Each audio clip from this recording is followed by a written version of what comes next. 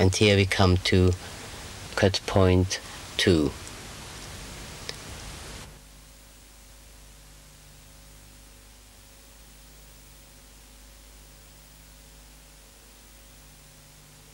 Because the hairlines are shorter on the front, there will be very little to be cut.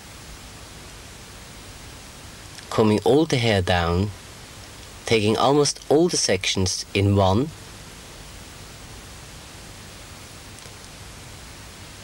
the best way to cut this is to go in front of the gland, cutting it into your fingers. You can see there was the little bit of hair which I used as a guideline by the temples, which actually formed my guideline for the lengths to be taken from the shortest point to the longest point, pulling the hair right over into a half circle,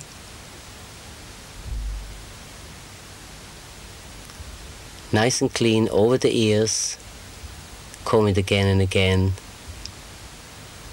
and cut in that manner.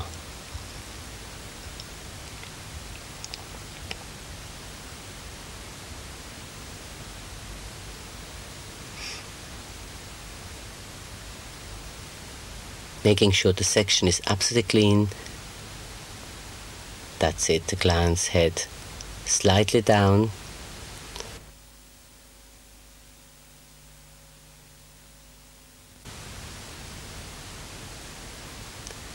And this head there is just slightly down in order that the fall of the hair makes it easier for me to cut it.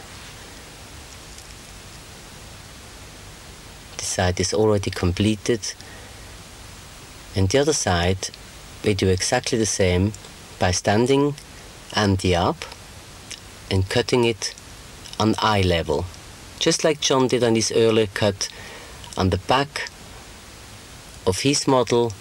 I'm doing it my eye level here by standing the model up because the hair is long. And it forms a beautiful bell shape. You can see this here. Perfect shape. Checking it, standing underneath of it. Lovely shape there.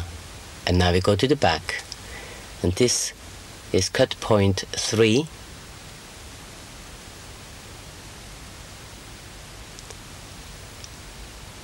We're cutting this onto the gown here.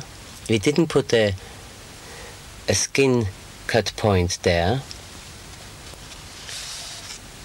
which is usually the 2 C's, because we actually didn't want to confuse you as this is being cut onto the gown. Should you have not a gown on, you can actually use the double C's there as your symbol. Taking very large sections down. As you remember, the hair has been layer cut on the top. There's very little hair to be cut now, because we're leaving the maximum lengths on my model's hair here to give it that wonderful feminine and sexy look.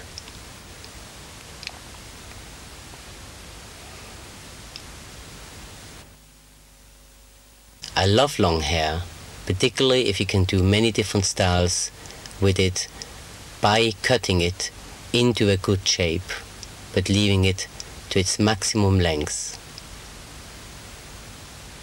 As you will see later on, the shapes I'm creating here are numerous.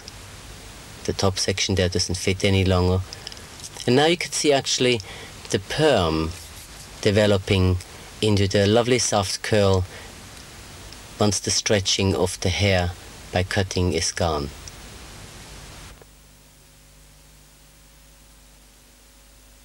Now we come to a totally new cutting technique, and this is cut point 4, which is called the twist texturizing cut.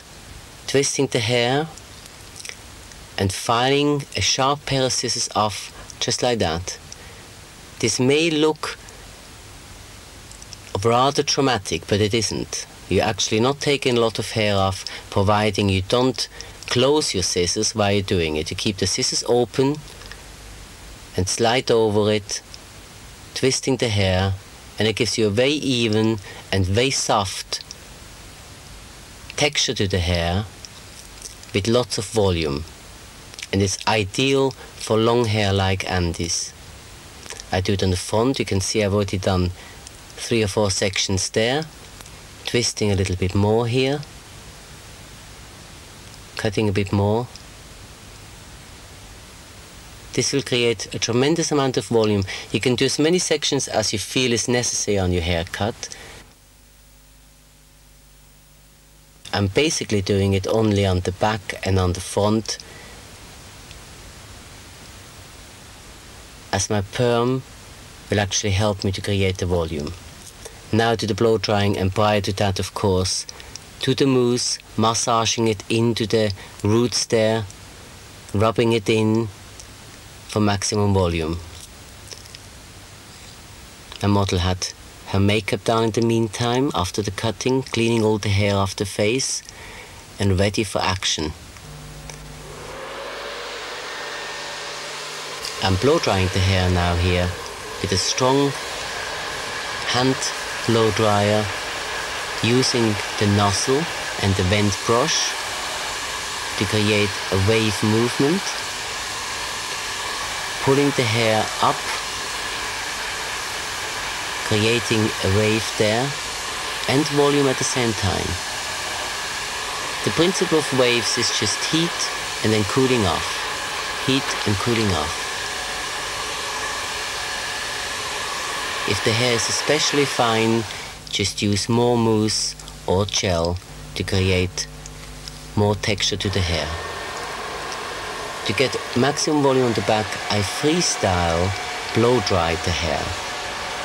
I call this freestyle blow drying because I'm not using a tool and I'm not really scrunching it, except on this part here, bending the wave up, which is created on the other side.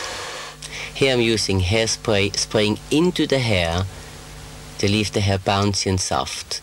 The hair should not be stiff and solid. It should be having movements. You should be able to put your hand still through it and just look at this wonderful feminine look. Isn't that beautiful?